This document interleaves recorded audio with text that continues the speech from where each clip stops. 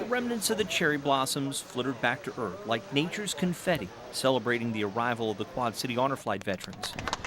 But deep in the hearts of those who planned this trip, something or someone was missing. His time in the service was really special for him. Purple Heart recipient Private William Bill Sachs was supposed to make this trip too. I thought it would work out because he went to the orientation. We had to change plans and honor him at the Arsenal instead of honoring him in Washington. Bill passed away a week before his trip, was buried with honors at Arsenal Island just 2 days before the rest would make their way on this honor flight.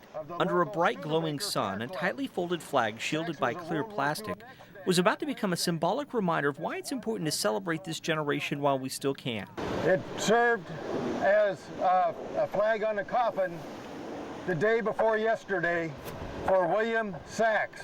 QC Honor Flight Hub Director Bob Morrison delivered a eulogy for Private Sachs and then delicately handed the flag to another veteran to hold. Bill's family asked Morrison to bring this special flag on the honor flight. It was a request that required accepting a major responsibility. But it's larger than just a flag. It's the idea that his spirit is here and that these veterans haven't forgot about him, and neither have we, and neither is our country. Just because he couldn't physically make the trip doesn't mean he isn't here as less in spirit.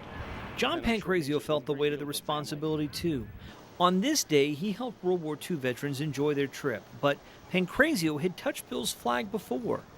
2 days earlier, he folded it and presented it to Bill's widow as part of an honor guard.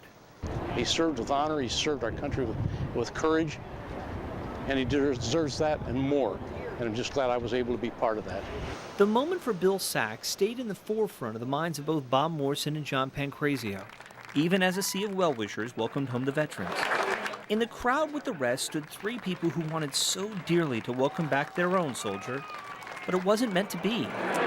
It was an honor to just be part of it, and we really wanted to be here. The family didn't recognize John without his honor guard uniform, but he found them in the crowd and paid his respects with a hug. Bob waited through the airport, holding the flag high. He returned it to Bill's widow, then, relieved of his responsibility and emotionally spent, broke down. I know how bad he wanted to come, and you wanted to come. And if it wasn't for you being willing to do this, nobody would have realized what happened. For the other veterans and their families, this was a day to remember. The Sachs family learned that it's also a day to prove Quad Cityans never forget. Chris Williams, WQAD, Quad Cities News 8.